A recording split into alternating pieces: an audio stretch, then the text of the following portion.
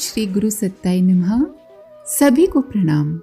परम पूज्य गुरुदेव आगे लिखते हैं, हमारे उपासना क्रम में एक दिन का भी विघ्न कभी नहीं आया। यही बात अध्ययन के संबंध में रही। उसके लिए अतिरिक्त समय नहीं निकालना पड़ा।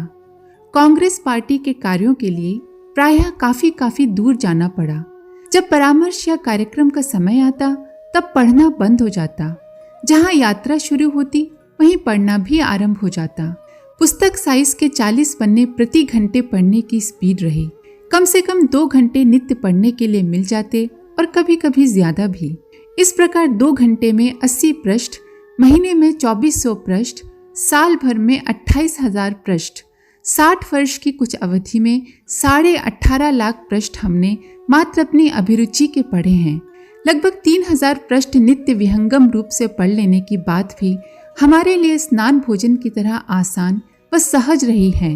यह क्रम प्रायः 60 वर्ष से अधिक समय से चलता आ रहा है और इतने दिन में अनगिनत पृष्ठ उन पुस्तकों के पढ़ डाले जो हमारे लिए आवश्यक विषयों से संबंधित थे।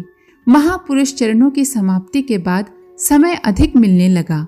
तब हमने भारत के विभिन्न पुस्तकालयों में जाकर ग्रंथों, पांडुलिपियों का अध्ययन किया और वो हमारे लिए अमूल्य निधि बन गई। मनोरंजन के लिए एक पन्ना भी नहीं पढ़ा। अपने विषय में मानो प्रवीणता की उपाधि प्राप्त करनी हो, ऐसी तन्मयता से पढ़ा है। इसीलिए पढ़े हुए विषय मस्तिष्क में रच बस गए। जब भी कोई लेख लिखते थे या किसी गंभीर विषय पर चर्चा करते थे तो पढ़े हुए विषय अनायास ही स्मरण हो आते थे।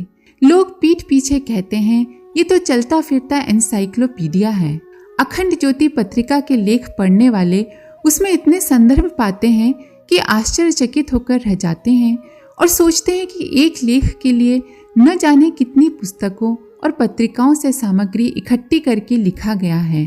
पर सच बात इतनी है कि हमने जो भी पढ़ा है उपयोगी पढ़ा है और पूरा मन लगाकर पढ़ा है। इसीलिए समय पर सारे संदर्भ अनायास ही स्मृति पटल पर उठ आते हैं।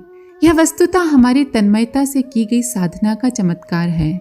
जन्मभूमि के गांव में प्राथमिक पाठशाला थी। सरकारी स्कूल की दृष्टि से इतना ही पढ़ा है। संस्कृत हमारी वंश परंपरा में घुली हुई थी। पिताजी संस्कृत के असाधारण प्रकांड विद्वान थे, भाई भी। सबकी रुचि भी उसी ओर थी। फिर हमारा पैतृक व्यवसाय पुराणों की कथा कहना तथा पौरोहित्य रहा है, सो उस कारण उसका भी समुचित ज्ञान हो गया। आचार्य तक के विद्यार्थियों को हमने संस्कृत पढ़ाई, जबकि हमारी स्वयं की डिग्रीधारी योग्यता नहीं थी। इसके बाद अन्य भाषाओं के पढ़ने की कहानी भी बड़ी मनोरंजक है। जेल में लोहे के तसले पर कंकड़ की पेंसिल से अंग्रेजी लिखना प्रारंभ किया। एक दैनिक अंक लीडर अखबार का जेल में हाथ लग गया था, उसी से पढ़ना शुरू किया। साथियों से पूछताछ कर लेते और इस प्रकार 1 वर्ष बाद जब जेल से छूटे तो अंग्रेजी की अच्छी खासी योग्यता उपलब्ध हो गई। आपसी चर्चा से हर बार की जेल यात्रा में अंग्रेजी का शब्दकोश बढ़ता ही चला गया एवं क्रमशः अंग्रेजी की व्याकरण भी सीख ली। बदले में हमने दूसरों को संस्कृत एवं मुहावरों वाली हिंदुस्तानी भाषा सिखा दी। अन्य भाषाओं की पत्रिकाएं तथा शब्दकोश अपने आधार रहे हैं और इस तरह अन्यान्य भाषाएं भी पढ़ ली। गायत्री को बुद्धि की देवी कहा जाता है। दूसरों को वैसा लाभ मिला या नहीं, पर हमारे लिए ये चमत्कारी लाभ प्रत्यक्ष है। अखंड ज्योति की संस्कृत निष्ठ हिंदी ने हिंदी प्राध्यापकों तक का मार्गदर्शन किया है। हम जब यह देखते हैं तो उस महाप्रज्ञा को ही इसका श्रेय देते हैं। अपने गुरुदेव का आदेश पालन करने के लिए हमने कांग्रेस के सत्याग्रह आंदोलन में भाग तो लिया, पर प्रारंभ में हमें असमंजस बना रहा कि जब 24 वर्ष का संकल्प दिया गया तो 5 वर्ष और 19 वर्ष के 2 टुकड़ों में उसे क्यों विभाजित किया गया है। और फिर आंदोलन में तो हजारों स्वयंसेवक संलग्न थे, तो हमारे एक से क्या बनता बिगड़ता था। हमारे असमंजस को साक्षात्कार के समय ही गुरुदेव ने ताड़ लिया था।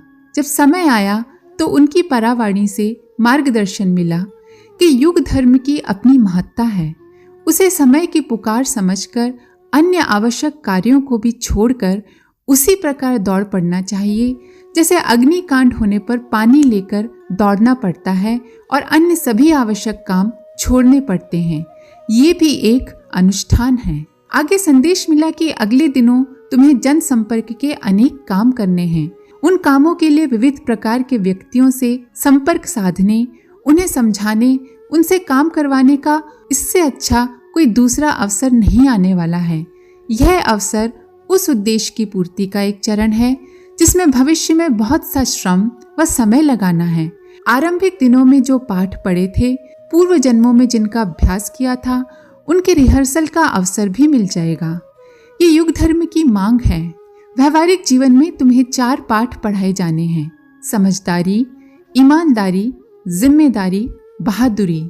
इनके सहारे ही व्यक्तित्व में खरापन आता है और प्रतिभा पराक्रम विकसित होता है। हथियार भोतरे तो नहीं पड़ गए, कहीं पुराने पाठ विस्मृत तो नहीं हो गए, इसकी जांच पड़ताल नए सिरे से हो जाएगी। इस दृष्टि से एवं भावी क्रिया पद्धति के सूत्रों को समझने के लिए तुम्हारा स्वतंत्रता संग्राम अनुष्ठान भी जरूरी है।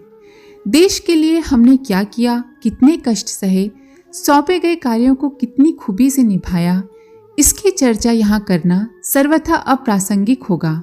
जिसे जानने की आवश्यकता प्रतीत होती हो, वे परिजन पाठक उत्तर प्रदेश सरकार के सूचना विभाग द्वारा प्रकाशित आगरा संभाग के स्वतंत्रता संग्राम सेनानी पुस्तक पढ़ लें। उसमें अनेक महत्वपूर्ण कार्यों के साथ हमारा उल्लेख हुआ है। श्री राम मठ हमारा उन दिनों का प्रचलित नाम है। इन 10 वर्षों में जेलों में तथा जेल से बाहर अनेक प्रकृति के लोगों से मिलना हुआ।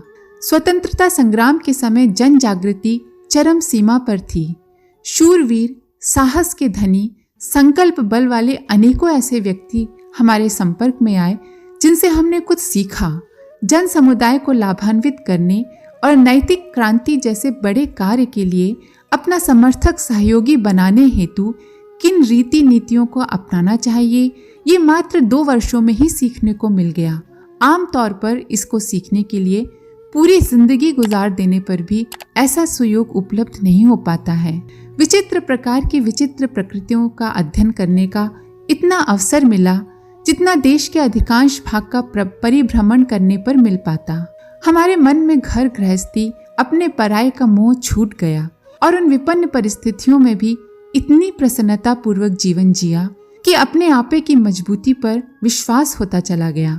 सबसे बड़ी बात यह है कि हमारा स्वभाव स्वयं सेवक की तरह ढलता चला गया, जो अभी भी हमें इस चरम अवस्था में पहुंचने पर भी विनम्र बनाए हुए है। हमारे असमंजस का समाधान उन दिनों गुजरे स्वतंत्रता संग्राम के प्रसंगों से हो गया कि क्यों हमसे अनुष्ठान 2 भागों में कराया गया। कांग्रेस की स्थापना की 1 शताब्दी होने को चली है, पर जिस कांग्रेस पार्टी में हमने काम किया था वो अलग थी। उसमें काम करने के हमारे अपने विलक्षण अनुभव रहे हैं। अनेक मूर्धन्य प्रतिभाओं से संपर्क साधने के अवसर अनायास ही आते रहे। सदा विनम्र और अनुशासनरत स्वयं सेवक की हैसियत रखी। इसलिए मूर्धन्य नेताओं की सेवा में यदि किसी विनम्र स्वयं सेवक की जरूरत पड़ती तो हमें ही आगे कर दिया जाता था। हमारी आयु भी उसी योग्य थी। इसी संपर्क में हमने बड़ी से बड़ी विशेषताएं सीखी। अवसर मिला तो साथ में रहने का सुयोग भी मिला। साबरमती आश्रम में गांधी जी के साथ और पवनार आश्रम में विनोबा जी के साथ रहने का लाभ मिला। हमने इन संपर्कों में बहुत कुछ पढ़ा, सीखा और जाना है। इन सब की स्मृतियों का उल्लेख करना तो यहाँ अप्रासंगिक होगा, पर कुछ घटनाएं ऐसी हैं जो हमारे लिए कल्प वृक्ष की तरह महत्वपूर्ण सिद्ध हुई। सन 1933 की बात है। कलकत्ता में इंडियन नेशनल कांग्रेस का अधिवेशन था। उन दिनों कांग्रेस गैर कानूनी थी। जो भी जाते पकड़े जाते। गोली कांड भी हुआ। जिन्हें महत्वपूर्ण समझा गया उन्हें बर्दवान स्टेशन पर पकड़ लिया गया और ईस्ट इंडिया कंपनी के जमाने में बनाई गई एक विशेष जेल आसनसोल में भेज दिया गया। इसमें हम भी आगरा जिले के अपने 3 साथियों के साथ पकड़े गए। यहाँ हमारे साथ मदन मोहन मालवीय जी के अलावा गांधी जी के सुपुत्र देवीदास गांधी, श्री जवाहरलाल नेहरू की माता स्वरूप रानी नेहरू, रफ़ी अहमद किदवई, चंद्रभान गुप्ता, कन्हैयालाल खादीवाला, जगन प्रसाद रावत आदि मूर्धन्य लोग थे। वहाँ जब तक हम लोग रहे, सायंकाल महामना मालवीय जी का नित्य भाषण होता था। मालवीय जी व माता स्वरूप रानी सबके साथ सगे बच्चों की तरह व्यवहार करते थे। एक दिन उनने अपने व्याख्यान में इस बात पर बहुत जोर दिया कि हमें आंदोलन को आगे बढ़ाने के लिए हर मर्द से 1 पैसा और हर स्त्री से 1 मुट्ठी अनाज मांग कर लाना चाहिए, ताकि सभी समझें कि कांग्रेस हमारी अपनी है, हमारे पैसे से बनी है, सबको इसमें अपनापन लगे एवं 1 मुट्ठी फंड ही उसका मूल आर्थिक आधार बन जाए। वह बात औरों के लिए महत्वपूर्ण नहीं थी, पर हमने उसे गांठ बांध लिया। ऋषियों का आधार यही भिक्षा थी। उसी के सहारे वे बड़े बड़े गुरुकुल और आरण्यक चलाते थे। हमें भविष्य में बहुत बड़े काम करने के लिए हमारे गुरुदेव ने संकेत दिए थे। उनके लिए पैसा कहाँ से आएगा, इसकी चिंता मन में बनी रहती थी। इस बार जेल से सूत्र हाथ लग गया। जेल से छूटने पर जब बड़े काम पूरे करने का उत्तरदायित्व कंधे पर आया, तब उसी फॉर्मूले का उपयोग किया। 10 पैसा प्रतिदिन या 1 मुट्ठी अनाज अंशदान के रूप में यही तरीका अपनाया और अब तक लाखों नहीं करोड़ों रुपए ऐसे मिल चुके हैं। जब स्वराज मिल गया तो हमने उन्हीं कामों की ओर ध्यान दिया जिनसे स्वराज की समग्रता संपन्न हो सके। राजनेताओं को देश की राजनीतिक आर्थिक स्थिति संभालनी चाहिए, पर नैतिक क्रांति, बौद्धिक क्रांति और सामाजिक क्रांति उससे भी अधिक आवश्यक है, जिसे हमारे जैसे लोग ही संपन्न कर सकते हैं। यह धर्मतंत्र का उत्तरदायित्व भी है। अपने इस नए कार्यक्रम के लिए अपने सभी गुरुजनों से आदेश लिया और कांग्रेस का एक ही कार्यक्रम अपने जिम्मे रखा, खादी धारण।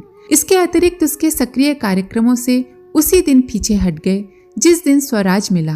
इसके पीछे बापू का आशीर्वाद था, दैवीय सत्ता का हमें मिला निर्देश था। प्रायः 20 वर्ष लगातार काम करते रहने पर जब मित्रों ने स्वतंत्रता संग्राम सेनानी के नाते निर्वाह राशि लेने का फॉर्म भेजा, तो हमने हंसकर स्पष्ट मना कर दिया। हमें राजनीति में श्री राम मत या मत्त जी के नाम से जाना जाता है। उस समय के मूर्धन्य जो जीवित हैं, वे जानते हैं कि आचार्य जी या मत्त जी कांग्रेस के आधार स्तंभ रहे हैं और कठिन से कठिन कामों में अग्रिम पंक्ति में खड़े रहे हैं। किंतु जब श्रेय लेने का प्रश्न आया तो हमने स्वयं को पर्दे के पीछे रखा, क्योंकि हमारा कुछ नहीं, सब श्रेय हमारे गुरुदेव का है। हम तो बस उनकी कठपुतली हैं।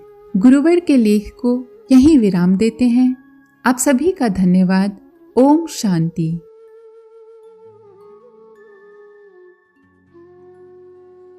हमारे YouTube चैनल को सब्सक्राइब करें और बेल आइकन को दबाकर ऑल पर क्लिक करें, ताकि आने वाले सभी वीडियोस की नोटिफिकेशन आपको मिलती रहे।